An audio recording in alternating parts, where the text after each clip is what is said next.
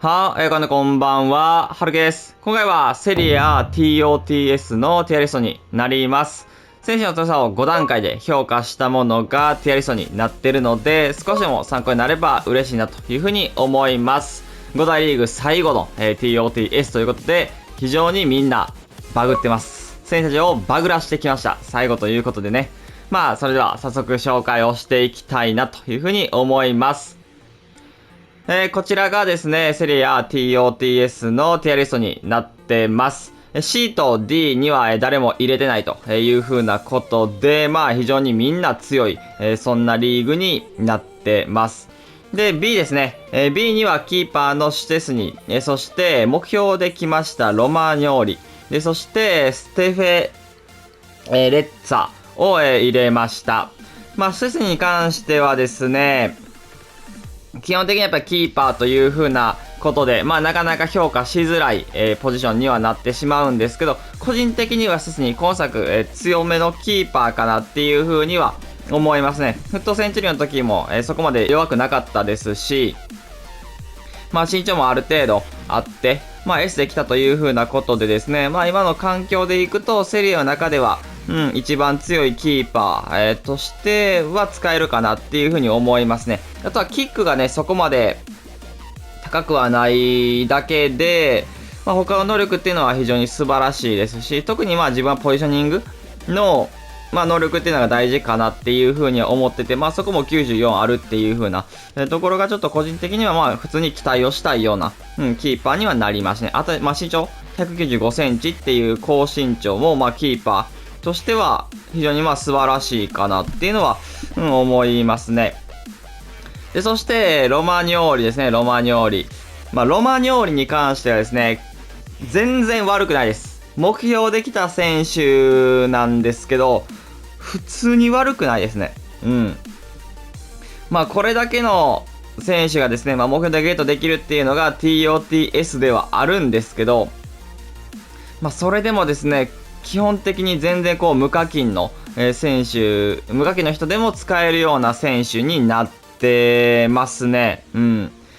マンニョーリに関しても全然悪くはない。普通に守備面、高いですし、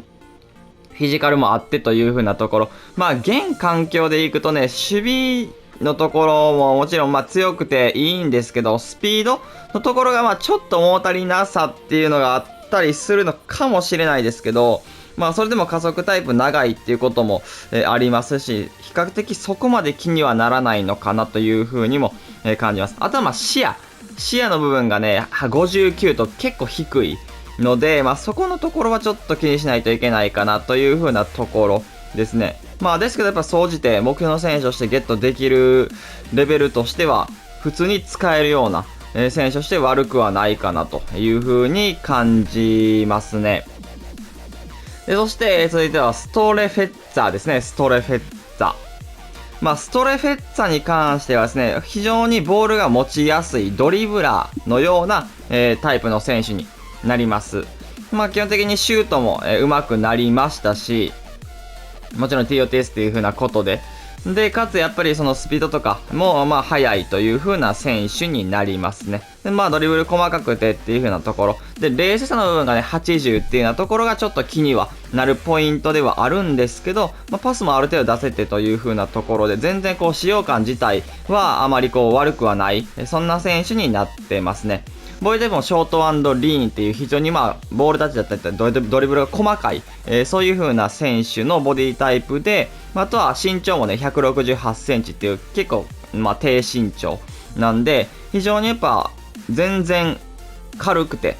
使いやすいなという風に思えるのかなと思います。で、セリーの中では一番多分値段的には安く、なってしまうんですけど、その分ですね、やっぱスパサブの選手として、使うっていうのも全然自分的にはありかなという風には思いますね。フィジカルはそこまで強くない選手なんで、そこだけちょっと不満点に思う方おられるかもしれないですけど、非常に使いやすい、キャラクターの選手になるなという風に思います。で、そして A と B の間にいるのが目標できたロリエンテですね、ロリエンテ。ロリエンテはですね、まあ LW で来た選手なんですけど、一応 RW だったりとか、右サイドもできるという風な選手になりますね。で、基本的にこの選手もですね、目標というレベルの選手ではないですね。うん。まあ、ファンタジーフットが44だったんですけど、一応そこからスキルが5になって、54になってますね。実際シルバー、元々のね、シルバーのカードではね、スキル4逆足3だったんですけども、そこからまた、スキル5逆足4になってるという風なところですね。決定力は少しね、低いんですけど、シュート力だったりとかは高いですし、レースもまあ88、あるので、それなりには決めてくれるような選手になりますね。で、この選手もまあ敏捷性バランスと非常に高くてドリブルがしやすい、そんな選手になるので、まあ普通にこの選手もいいかな、悪くはないかなという風なところ、フィジカルはこの選手もまあそこまで強くはないので、まあそこは注意かなという風に感じます。で、そして A ですね。A にはですね、TOTS モーメントクアドラード、そして TOTS のディロレンツォ、そして TOTS のブレーメル、そして TOTS モーメントのディマリア、そして SBC で来てます TOTS モーメントのルカクと、この5名を入れました。まあ、クアドラントに関してはですね、非常に使いやすいサイドバックになりますね。まあ、今作特殊がそこまで来てない選手にはなるんですけど、TOTS で来たという風なところですね。普通にいいです。普通にいい。どちらかというと、まあ、攻撃的な選手にはなると思いますし、一番ウイングバックが合うと思いますね。で、サイドバックとしては珍しい、もともとスキルが5という風な、ところなんで、非常にやっぱり攻撃参加をさせてあげたい、ドリブルが軽いようなサイドバックになってます。で、逆足がね、3から4に上がったっていう風なところが非常にでかいかなという風には思いますね。本当にマジで攻撃的サイドバックみたいな感じで使えると非常にいいのかなっていうのは思いますね。で、視野が80なんで、ちょっとこうスルーパスだったりとかは、もしかするとちょっと通しにくい選手にはなるかなというふうに思いますね。なんでやっぱりパスももちろんそうなんですけど、やっぱり自分で運んでいくという風な力が、もちろんスキル5も相まってあるという風な選手ですね。守備面に関してはフィジカルそこまで、ないんですけど、意外とこの選手はですね、数値以上に取り切ってくれるような、選手にはなりますし、空中戦がちょっと不安かな。ジャンプはね、94あって非常に高くて頑張ってはくれるんですけど、どうしても身長の部分で179センチっていう、まあ身長柄ですね。相手がでかかったり、もともと素の身長がでかかったりすると、まあ空中戦っていうのは少し、不安な要素として、狙われてしまう部分かなという風にも思いますね。まあですけど、普通にクアドラードも強いですし、まあサイドバックじゃなくてもサイドハーフとかでも使えるような選手には、まあこの程度ですね、なったかなという風に感じますね。で、そして、ディロレンツォですね、ディロレンツォ。TOTS のディロレンツォ。まあディロレンツォもですね、クアドラードほどではないんですけど、どちらかというと攻撃にも上げてあげたい、そんなサイドバックになってますね。まあですけどね、この選手はね、逆足が3っていう風な部分、若干気にはなってしまうんですけど、まあクアドラードよりはこう守備面の数値もしっかりしてるという風な選手になりますね。あとはクアドラードよりも少しはフィジカルも強いので、普通にこの選手も強い、そんな選手になりますね。まあ、なんで、攻撃的なサイドバックと守備的なサイドバックのちょうど間ぐらいの、まあ、デロレンツはそんな選手になるんじゃないかなというふうに感じますね。で、この選手もまあ視野が80なんで、ちょっとスルーパス一戦みたいなのは、まあ難しい、そんな選手になりますね。まあこの選手もですね、普通に使いやすい選手で全然悪くはないような選手、値段もね、結構安いので、まあ個人的には非常にまあおすすめができるような、価格面も合わせてですね、非常におすすめができるようなサイドバックですね。で、そして、TOTS ブレーメルですね、ブレーメル。まあブレーメルもね、めっちゃ安くてね、本当にいいんですよね。で、まあやっぱり、安くなりましたね。なんで今作こんなにブレーメルのカードが安いんかなっていう風にね、ちょっと疑問に思うんですけど、やっぱその分非常にやっぱコスパが良くですね、ペースも90になりましたし、あとはリアクションもしっかりついて、レーザーも90までいってね、非常に素晴らしいかなっていうのは思いますね。で、まあ、フィジカルもね、しっかり強くて、対峙の守備の能力っていうのもしっかりあるという風な選手になりますね。で、ちょっと気をつけないといけないところは、やっぱりパスですね。ブレメルに関してもパスが、少し不安なところで、特にこの選手も逆足が3なので、ちょっと、逆足のパスっていうのは気をつけないといけない。まだですね、パスの数値もそこまで高くはないので、そういう風なところも、ちょっと気をつけないとね。ビルドアップのところかな。ビルドアップの部分は、少しちょっと丁寧にやらないと、ブレーメルは怖いかなという風には思いますね。それ以外は普通にいいかな、っていう風に感じますし、個人的には A ランクに入ってもおかしくはないぐらいの実力っていうのは兼ね備えてる選手です。でそして TOTS モーメントのディマリアですね、ディマリア。ディマリアもですね、本当に今作活躍をしてですね、いろんな特殊カード、来てるんですけど、一つ、今作の中ではワールドカップのカードっていうのが印象深いかなというふうに思いますね。で、この時と同じような形でですね、逆足が4に変更をされてます。基本的にはやっぱりディマリアは逆足っていうような部分が、2だったので、そこが改善をされているっていうのは非常に素晴らしいですね。で、もともとスキルが5っていうのもいいですし、そのドリブルのしやすさっていうのはやっぱりありますね。で、その分ですね、やっぱりフィジカル面、そこまで強くないです。ドリブラータイプにはね、よくあったりするんですけど、この選手も、ロリエンテだったりとか、ストレフェッツァと同じような形でフィジカルに関してはそんなには強くはない選手なんで、ゴリゴリ行くっていうことをするのであればやっぱりスキルっていうのはやっぱ必要になってくるかなというふうに思いますね。で、スキルを使わない方でも、スピードで、いける場面もあるかなという風なところではあるんですけど、それでもやっぱり横からバンとぶつかられると、それこそ取られてしまったりとか、しがちにはなるので、そこだけかなという風に思いますね。正直ここら辺のレベルになってくると、パスだったりとかも上手いので、トップ下とかで使うのも、一番ありかなっていうのは思いますね。で、シュートに関しても普通にやっぱ決めきってくれるような選手にはなるので、レーサーも高くですね、決定力は87と、めっちゃ高いってほどではないんですけど、シュート力95あって、個人的には全然悪くない。かつやっぱりディマリアっていうロマンさ、っていうのを兼ね備えながら、強いっていうのは非常に素晴らしいカードかなというふうに、思いますね。あとはやっぱポジション的にね、CF っていうようなところ、あとは大体ポジションで ST とかも持ってたりするので、個人的には普通にありかなというふうに思います。で、そして TOTS モーメントのルカクですね。ルカク SBC で、作れるカードなんですけど、この選手もですね、非常にやっぱりいいですね。スキルが4で逆足が5にアップグレードされてですね、こういうのを見てみるとね、やっぱりセリエに関しては、スキル逆足どちらもアップグレードするっていう、ことが、多い、気がしますね。で、ルカクもですね、やっぱり逆足5、スキル5にならなかったっていうのは、少し残念なところではあるんですけど、非常にやっぱりでかくて速くて強いという風な選手ですよね。本当にフィジカルで相手をなぎ倒していくという風なことができる、そんな選手になります。あとは空中戦の部分でも、ジャンプは85なんですけど、それでもやっぱり身長190センチを超える、でかさ、っていうのがあって、空中戦もある程度できるかなという風に、思いますし、やっぱりなんていうんですかね、運んでいく推進力っていうのも、このルカクにはついてるので、ペースもあって、あとはシュートに関しても決めきることができる、そんな選手になりますね。ドリブルの細かい動きみたいなのは、これのルカクよりかは全然できるようにはなってるんですけど、それでもどうしても今の環境では、ちょっと重たい方には入ってしまうので、なかなか使い方っていう風な部分が、裏抜けのね、部分とか、だったりとかはいいんですけど、なかなかペナルティー内で細かいタッチで、みたいなのはちょっと難しいような選手、にはなってるので、そういう風なことあまりさせない人だったらめちゃくちゃルカクを使いこなせるという風に思いますね。それこそハーランドとか、そういう風なタイプだと思うんで、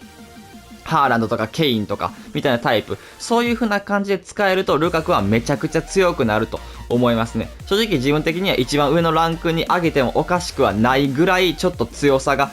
あるなという風には感じるんですけど、だからちょっとかなり迷った選手ではあるんですけど、今回はちょっと A という風なことにしました。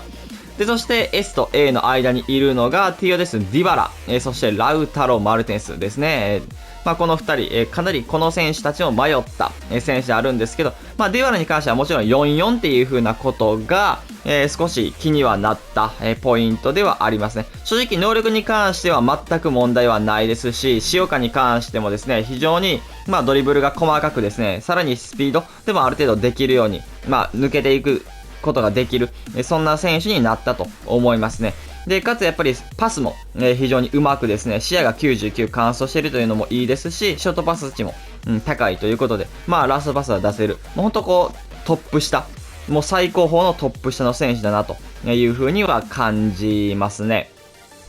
基本的には、能力に対しても、強さっていうようなところにも、あまり、なんていうんですかね、不満点っていうのはないですけど、やっぱり4-4っていう風なところ、今の現環境でいくとですね、前線、中盤も含めてかな、キャムとかも含めてですけど、やっぱりどちらか5欲しいなという風には思うので、使用感はもちろんいいんですけれども、個人的にはちょっとなかなか一番上のランクに行くためには、スキル役足、ちょっと必要かなという風にも感じたんで、ディワラここの間にしてるという風な感じですね。で、そして、ラウタロ・マルティネスですね、ラウタロ。ラウタロもね、スキル5になるんかなって自分は思ってたんですけど、この選手も4-4。そこがちょっと残念でした。正直そこだけの差です。この2人に関しては。S に行くか行かなかったかっていうのは。なんで、もちろんスキル逆足が全てではないですし、能力的にはめっちゃ強いし、使いこなせる方、相手に脅威を与えられるような選手ではあるんですけど、やっぱり一つね、攻撃のオプションの一つとして、やっぱりスキルが使えるだったりとか、逆足もやっぱりしっかり決めきれるっていう風な部分っていうのは、やっぱり、みんなが使って強いって思える S ランクになる一つの要素かなっていう風にも感じるので、全然ね、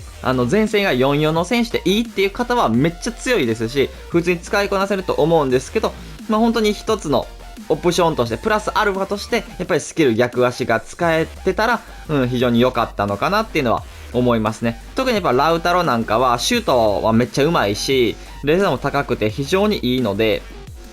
そこをシュートのコースっていうのを自分で作り出せるスキルっていうのがやっぱり欲しかったなっていうのは思いますね。裏抜けもできつつ、パスも非常にうまいので、特にパス面のところで、一応総合的には何でもできるという風な意味合いでルカクよりちょっと上にしたので、本当にスキル逆足以外は、正直完璧かなという風に、感じます。ラウタロもディバラもそうですけど、ちょっとスキル逆足のアップグレードなかったっていうのは残念に思いつつですね、非常に能力も高いので、個人的にはここに、したという風な感じです。で、そして、最後ですね、S ランク、TOTS のスモーリング、そして TOTS のクバラツヘリア、そして TOTS のバレラ、TOTS モーメントのトモリ、そして TOTS のトナーリ、そして TOTS のテオ・エルナンデス、そして TOTS のラファエル・レオン、そして TOTS のオシメン、そして TOTS のラビオという風な選手たち入れました。スモーリングに関してはですね、やっぱり非常に強い、センターバックでごついですね。身長194センチ、高くてですね、スピードもありながら対人の能力も非常に強い、そんな選手になってます。フィジカルもね、完走してるという風な部分が、素晴らしいかなという風には思いますね。本当にブレーメルの上位互換みたいな感じで思ってもらえればありがたいかなという風に思いますね。レーサーリアクションも96あって、あとはパスに関してはそんなにめっちゃうまいっていうほどではないんですけど、ある程度センターバックの中ではつなげる方かなという風に思うんですけど、逆足は3なんで、そこはちょっと注意しないといけないかなっていうのは思いますね。正直そこだけです。スモーリングに関しても、本当にそのパス面、逆足の部分だったりとか、だけなんで、守備面の対峙のところっていうのはめちゃくちゃ強い、そんな選手になります。10万ちょっとで買えるんですけど、この選手もなんでこんな安いんだろうというふうに、ちょっと疑問を浮かべるような、選手になりますね。めちゃくちゃスモーリングは強い、センターバックです。で、そして、クバラツヘリアですね、クバラツヘリア。クバに関してはですね、今シーズン非常に活躍をした選手の一人でですね、5-5になって、出てきました。役割式ミリミリなんですけど、まあそれでも ST だったりとかで使う方は多いと思うので、そこまで自分的には気にはならないかなというふうには思いますね。で、ドリブルに関しても敏捷性がカンストしていてですね、まあドリブル数値も、まあカンストしていて、まあ正直ドリブルに関してはかなりこう軽さっていうのがある選手、身長183なんですけど、そこまで重さを感じない、そんな選手になります。で、そういうような選手がもちろんパスも出せて、シュートもやっぱり決めきることができる。さらにやっぱり55という風な、貴重なやっぱりスキル逆足っていうのを持ってるっていうのは非常に素晴らしいですね。で、ペースでもですね、非常に速いので、まあ、ペースだけでも置いていくことができるので、やっぱりそこもかなりこうトップクラスの選手にはなるなというふうに思いますね。これだけケミストリーが難しいんですけど、やっぱりこう300万弱の価格になってるというふうなことで、非常にやっぱ価値のあるカード、価値のある選手として出てきたなというふうに感じますね。まあセリエの一つ、まあ大きな目玉の選手として出てきたなというふうな感じですね。名前もいいです。クバラツィヘリアテ。で、そして、バレッラですね。ティオデスのバレッラ。バレッラもですね、非常にいいです。一応まあ CL のカードが控えてる中でですね、このバレッラ95で、来たんですけど、44になってますね。33かな。もともと33だったんですけど、44になっていてという風なところで。まあ、素晴らしいです。44になったという風なところも素晴らしいですし、もちろん能力的にも非常に強くなってます。まあ、ドリブルに関してこの人はね、中盤の中で、かなり軽い方の、選手にはなるので、中盤の中でボールを持ちたいっていう方はバレラ非常におすすめです。で、さらに、そういう風な軽さを持ちつつも、やっぱりパスも中盤の選手として、まあ、つなげる、っていう風なところを持っていて、あとはシュートも普通に上手いです。33の時からですね、なんかそんなにね、シュートに関してね、逆足はあまり気にはならなかった。逆足のバレラ、逆足さんでシュートを打ってバレラ決めてくれるっていうことがあったんで、結構自分の中ではですね、バレッラは、強い、選手の中に入っていて、87のですね、黒カードやっぱりよく使ってたんですけど、全然やっぱり強いなっていう風に毎回感じるので、スピードもね、全然遅くなくて、しっかり追いついていって取ってくれるので、基本的には、素晴らしい選手かなっていう風に思います。体重のところでもね、あんまり、なんか不満に思うことはなく、特にインターセプトが上手いので、バレラよく取ってくれたなっていう思うことが多いので、まあ中盤の選手として、まあボランチでもいいですし、まあやっぱり44になって決定力もあるので、CM の選手としてちょっと上がらせてあげるっていうような部分も、まあできるようにはなったのかなというふうに感じますね。で、そして TOTS モーメントの、トモリですね、トモリもですね、非常に強いセンターバックでですね、まあ30万ぐらいかな、値段的には。そうぐらいなんですけど、なんでこの選手もこんな安いんだろうっていう風に、まあ思うんですけど、まあウィンターワイルドカードのトモリを、使っていたことが、あって、非常にやっぱりその選手も強くてですね、そこからやっぱりより強化されたという風なことで、まあペースも92、あって、多分センターバックとしては多分今の現状92が一番数値的には高いんちゃうかなっていう風に思うんで、まあ、ともりも、まあ、そこの一番ね、ペースが速い、数値に、まあ、達しているという風なことが言えますね。で、さらにこのペースを持っていながらも体重もめっちゃ強いんで、まあ本当にフィジカルでも負けないですし、しっかり取ってくれるっていう風な守備力にはですね、まあ本当脱帽ですね。自分はウィンターワールドカード使っててマジで強いなっていう風に思ったんで、で、さらにやっぱドリブルのところも、まあ全然、やっぱり軽くて、軽いというかセンターバックの中ではですね、非常にまあ持ちやすくて、リアクションレーサーも高いですし、まあ普通にね、視野の部分がね、60と少し低いんですけど、まあ逆足も読んでっていう風なハイスペックが、まあ個人的には嬉しいなっていうのは思いますね。で、役割意識もまあミリハイっていう風なところで素晴らしいですし、個人的にはかなりいいセンターバック、にはなります。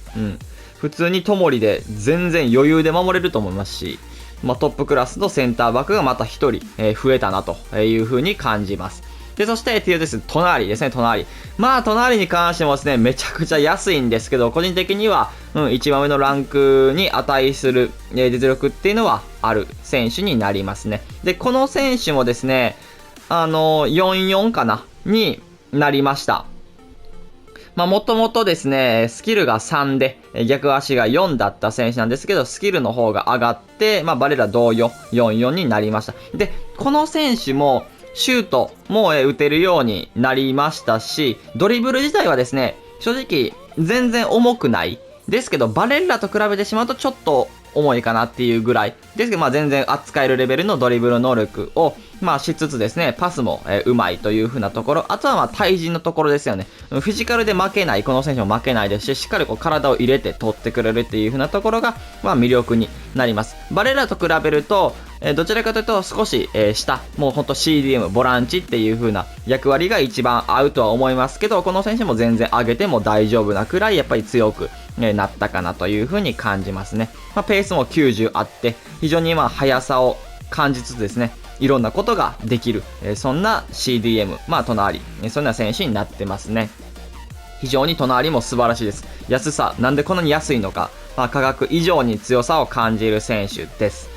で、そして、テオエルナンデスですね。TOTS のテオエルナンデス。まあ、テオに関してはですね、TOTY があったので、まあ、TOTY よりですね、まあ、強くなってるのかなという風に感じますね。総合的には変わらないんですけど、まあ、内部の能力っていうのが、こちらの方が強くなってます。まあ、ちょっと、DJ っぽいね、ダイナミックイメージからですね、ちょっとかっこよさ自分は、まあ、感じますね。まあ非常に対人能力強くですね、フィジカルも、強く、そしてさらにペース、スピードに関してはカンストしているという風なところで、まあディフェンスの選手ではあるんですけど、まあ当たりの選手には数えられる、そういう風な選手ですね。まあ、かなり強いです、この選手は。本当に能力以上に取ってくれるような選手が能力も強くなったっていう風な感じなんで、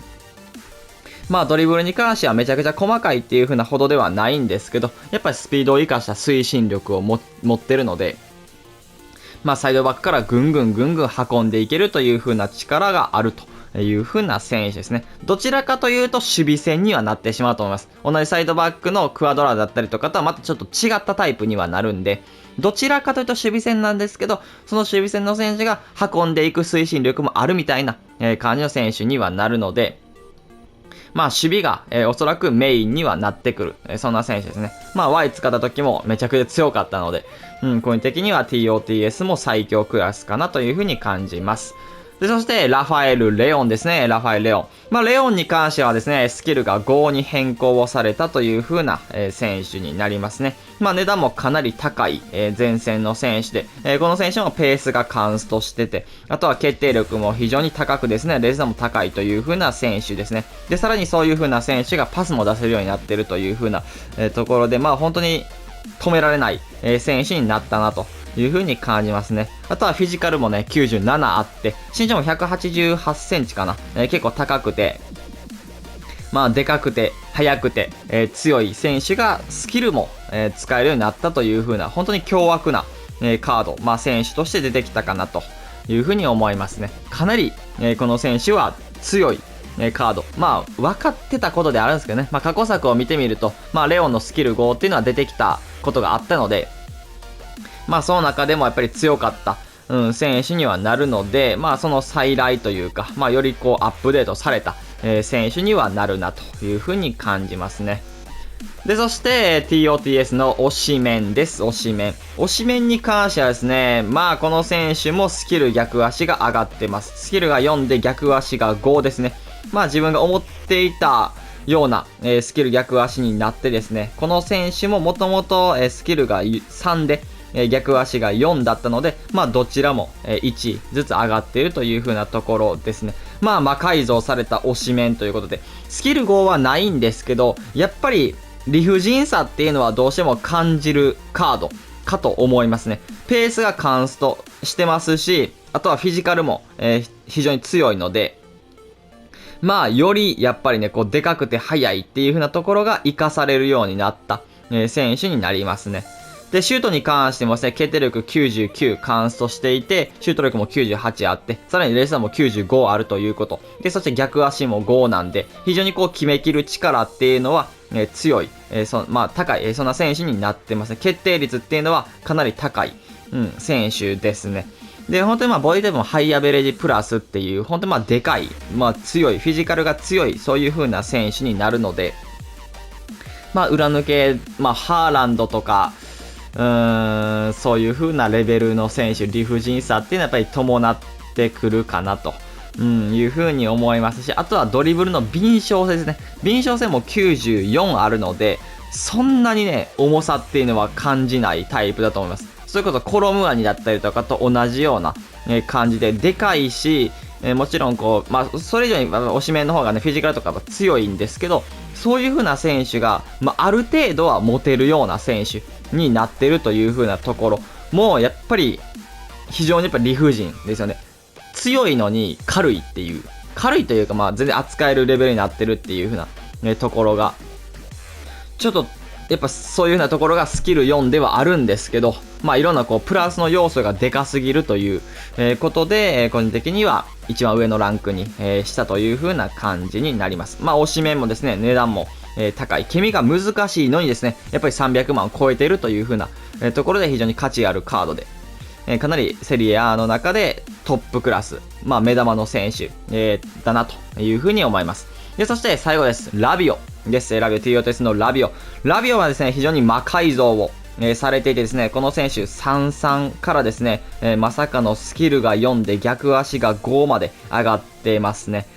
で、そういうようなところが非常に良くて、ワークレートミディミディなんですけど、そんなに自分はこの選手のミディミディは気にはならないですね。で、この選手もボディタイプハイアベレージプラスという風なことで、非常にフィジカルが強いという風な